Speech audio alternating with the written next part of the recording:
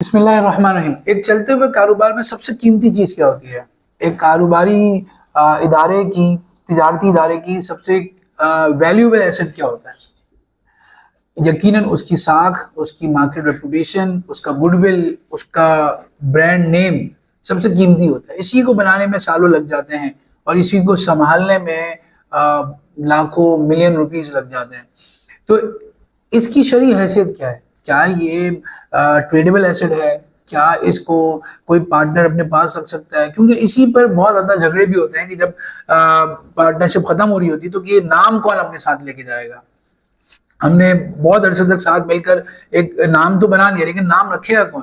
तो इसमें शरई तौर पर देखा जाए तो पहले ये समझा जाता था कि माल वही होता है, काबिल फरोख्त असासा वही होता है जो हिस्सी तौर पर नजर आए, टेंजिबल हो। लेकिन अब हम देखें तो ये डिजिटल एसेट्स भी, अब देखें आप, आपके पास बिजली है, गैस है, जो कि आप छू नहीं जा सकते, कोई आप सामने महसूस नजर नहीं आ रही होती, लेकिन आप देखें तो वो भी चीज बहुत कीमती एसेट्स में शामिल हो चुकी है। तो इसी तरह उलमा इकराम ने, जनाब मुफ्ती तकी उस्मानी साहब दामत बरकातहू व दीगर मुफ्तियान इकराम ने और मजमुअल फिकुल इस्लामी जद्दा ने इस पर पूरी तहकीक की और ये बात सामने आई कि ये अब एक बहुत वैल्यूएबल एसेट बन गई है। लोग इसको रगबत करते हैं और इसको महफूज भी रखते हैं।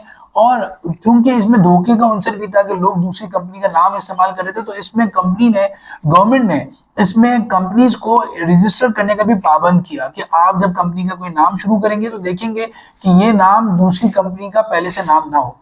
तो अगर ये रजिस्टर्ड हो जाए तो ये माल की हैसियत रखता है और इसको खरीदो फरोख्त करना भी जायज है।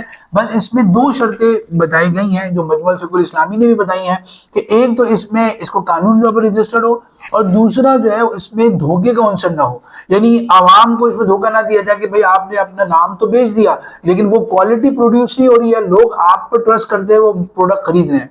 लेकिन अगर ये ख्याल रखा जाए कि लोगों को पब्लिकली बता भी दिया जाए कि अब हमने ये नाम दूसरों को बेच दिया और वो जो नया बायर है वो क्वालिटी मेंटेन भी कर रहा है, तो इस गुडविल को और ट्रेडमार्क को बेचना जायज है। अब यहाँ पर सवाल होता है, जब पार्टनरशिप हम तकसीम कर रहे होते हैं तो क्या इसकी गुडविल को बेचा जा सकता है दूसरे पार्टनर को? तो उसका जवाब वही है कि अगर जो है ये कानूनी तौर पर रजिस्टर्ड हो गया है तो फिर तो इसकी आप अलग से वैल्यू ले सकते हैं कि चूंकि आप ये नाम भी अपने साथ लेके जा रहे हैं तो आप इसके 10 लाख रुपए एक्स्ट्रा दीजिएगा।